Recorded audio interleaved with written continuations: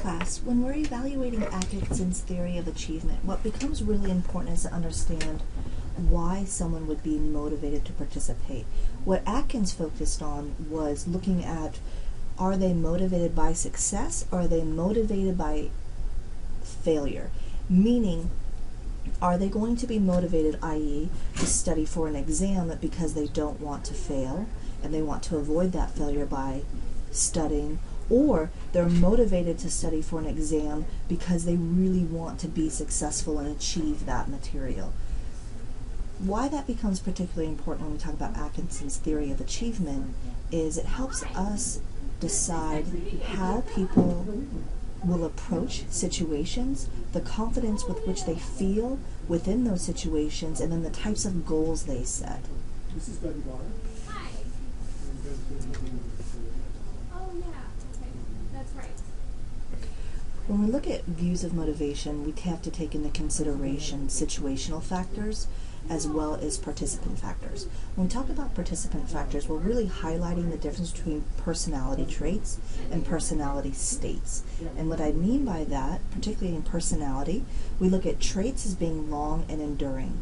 We really don't change our personality traits, whether we are extroverted versus introverted. That's a great example of a personality trait. At times it can be flexible, but if you're an introverted individual, you know that you will probably always be introverted. Just as I am an extroverted individual, it would be difficult for me to take on an introverted persona. State, on the other hand, is quite flexible and varies given every situation.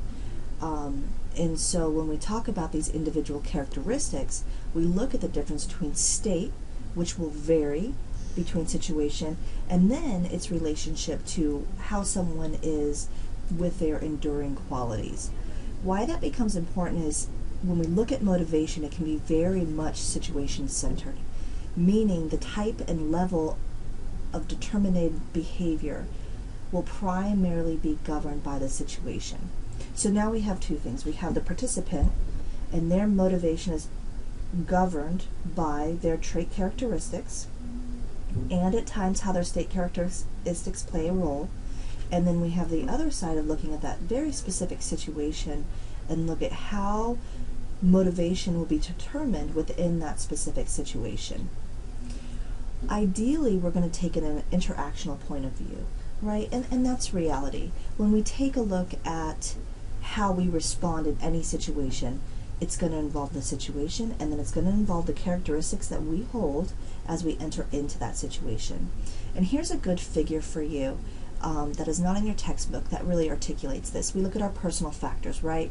Our needs, our interests, our goals, how we are operating, and then we look at our situational factors. Our life at home, our relationship with the coach, the type of environment that we're in. This is where motivational environment can really come into play. If we are in a motivational environment where we win at all costs versus learning a mastery of a skill, really can change how those commonalities will interact with each other. This two coming together really identifies how a participant is going to be motivated. This is where we get into more maladaptive behavior versus achievement behavior.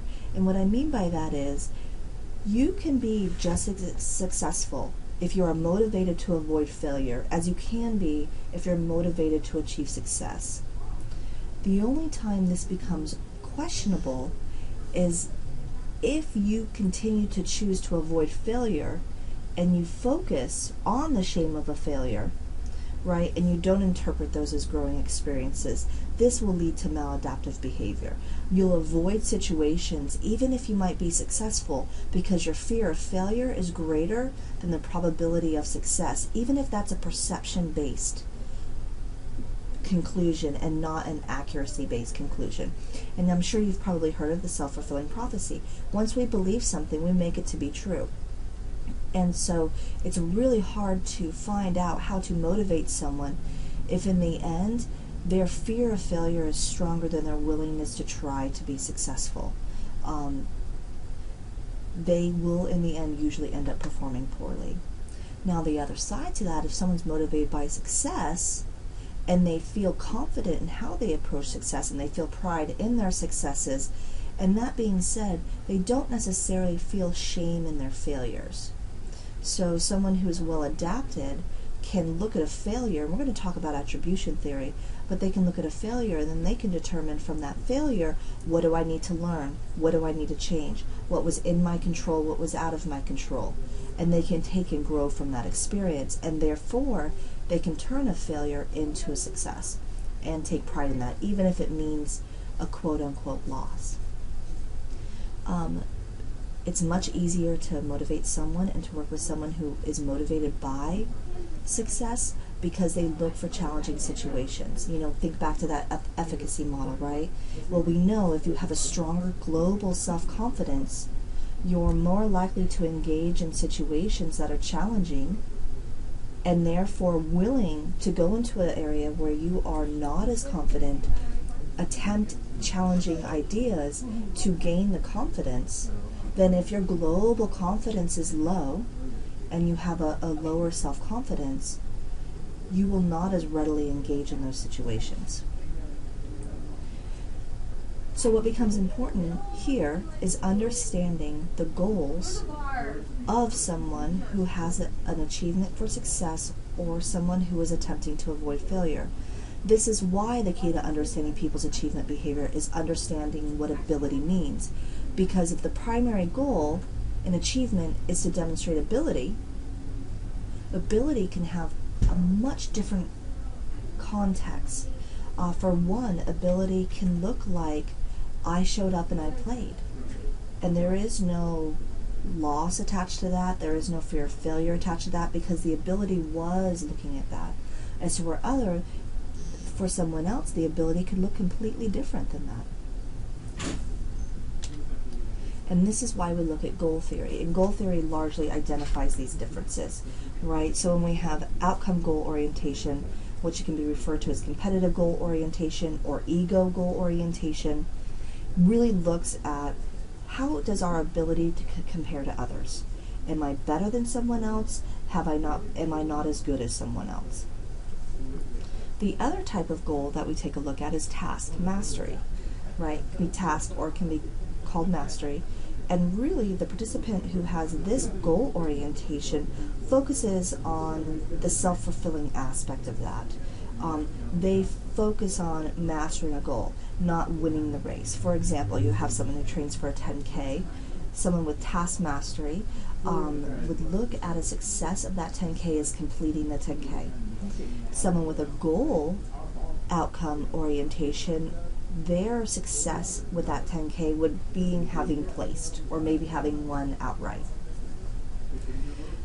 This becomes really important because when you're looking at achievement motivation theory, now you can begin to see how goal orientation plays a role. Because if you're demonstrating your ability and your ability is always compared to others, one could argue how that could lead to a maladaptive behavior, because as we all know, unless you are the best, there will always be someone better than you. And likely there's always going to be someone who is not as good as you. Versus if your ability is to show up, is to try, is to be successful having completed, motivation for you is going to look quite different. When we look at the social goal orientation, we're really looking at the competency in terms of affiliation with groups. And that has to do with what does the group think in regards to that orientation. How does the group approach their goal orientation? And it's going to be a commonality between them. Here to show you is a little bit of a difference of achievement goal theory, really outcome or task oriented, and then how you perceive your ability. Again, we're going back to ability. So if you're task oriented and you perceive your ability as high, you are probably going to perform better, persist longer, and put forth a greater effort. You're also probably going to have a realistic outcome of how successful you can be in that situation. Now, if you are outcome oriented, but you also perceive yourself to have high ability, there's a likelihood that your achievement behavior will demonstrate a solid performance show high effort and persistence. And so really where it gets more maladaptive is when we have a high outcome oriented goal and we have a low perceived ability. And then we really find that we don't have successful motivation.